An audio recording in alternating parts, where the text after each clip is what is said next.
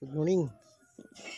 Andito tayo ngayon guys, magpupuning po tayo ng ating coconut.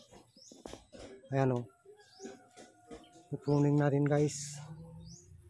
Kasi po, sisirain niya itong bahay guys. Ito. Ayan o guys, nasira na.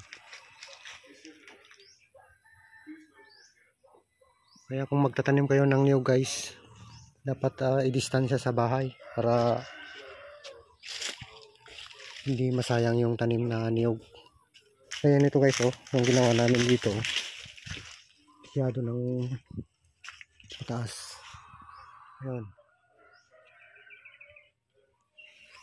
Kasi dito lang sa tabi ng bahay guys. Ayan.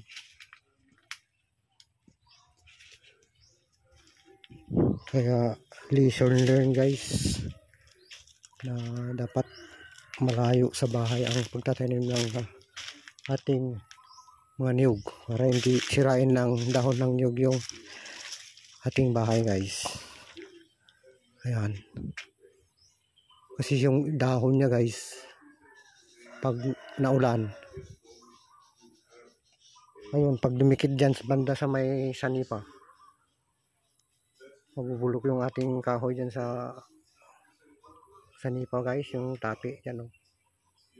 Doon dadalo yung tubig ulan sa dahon guys pag sumampa dyan sa ganyan, sumampa dyan sa zero. Yan, masisira po yung ating bubungan. Tulad nitong mangga guys, sinira niya na yung ating zero. Saka yung mga dahon ng mangga may ipon doon sa bubungan guys, masisira, magkakalawang yung ating bubong.